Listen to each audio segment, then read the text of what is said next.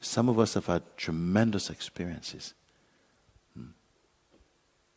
of biblical magnitude, but they pass. And we say, oh, you know, in 1978 I had an experience. I was walking across a bridge.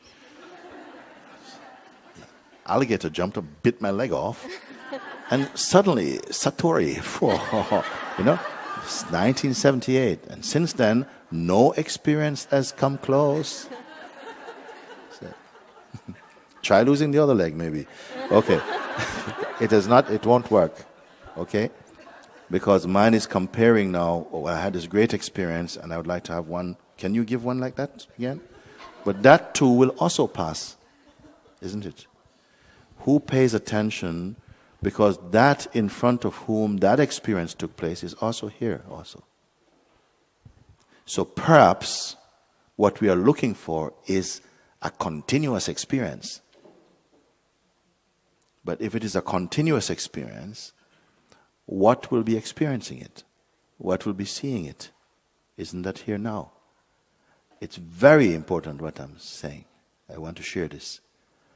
Perhaps unconsciously, or we have not yet understood or recognized that it perhaps is the mind that keeps looking for experience. And if we could get an experience like that one, and we could stretch it out eternally, I'd be okay with that. You know, not even enlightenment, forget about it, because I got my long experience. Will that be true? Because innumerable experiences will come through, will happen inside your body. And you're going to get used to them. And eventually they're going to be, it's okay. That's okay. It's just somehow, you know, now I'm seeing my grandmother, she passed away 20 years ago, but it's okay. Or whatever. But that's not awakening. That perhaps is something that may come or maybe nothing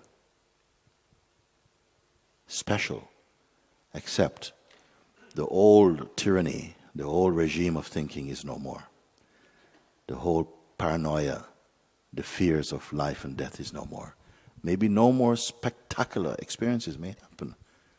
And they don't have to happen, except if you are equating spectacular experiences with freedom. The Buddha didn't tell you, oh, you know, I was sitting with Ananda, and then suddenly, whoa, the Ganga vanished. And no, none of this is in what he speaks. He said, that's not important. Every river, every ocean may have vanished in some experience, but he would have known, but that's not real, that's not the point. Who watched them? Who watched them vanish? And that is something that brings you home.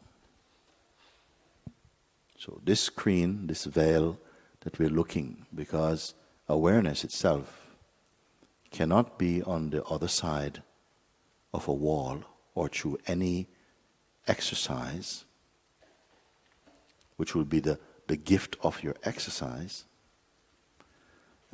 I'm not saying absolutely, because some practice is necessary and it will thin away the lethargic energies.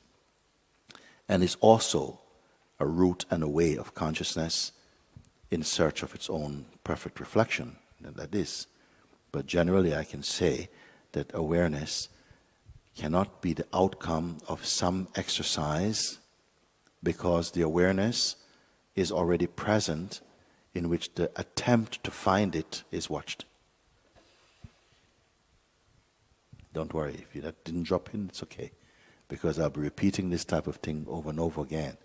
Because here is the mistake that is being made. And I'll tell you the cost of this mistake, remind you again. All atrocities on the planet boils down to a lack of understanding of who we are. All the pains and the sorrows, all the evil, the selfishness, the greed, the corruption, all of this boils down to a misunderstanding of who we are. At the same time, an understanding, not merely intellectual, but grasped inside the heart, is going to be the light that shines in this world again. It's not some utopian, beautiful fantasy projection, because each one, and we have evidence also, because when it has happened that we know in its popular expression, through a Buddha or a Christ or whatever, 2,500 years ago or 600 years ago, we know of at least one who has done it, who has recognized, I am none of this. Not with any cynicism, just in the clear light of seeing the heart blossomed again in complete peace and joy and freedom. And 2,500 years later, new Buddhists are being formed.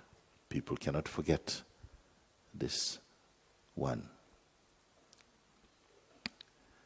More important than the Buddha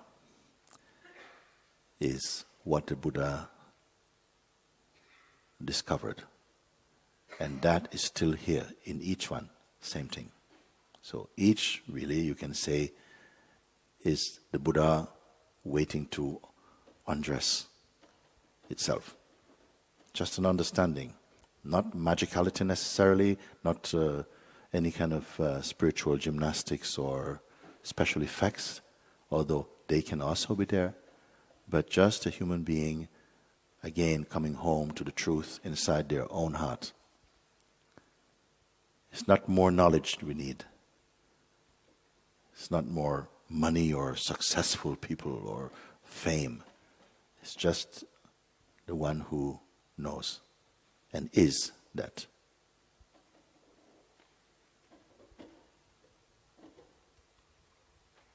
Satsang is for this.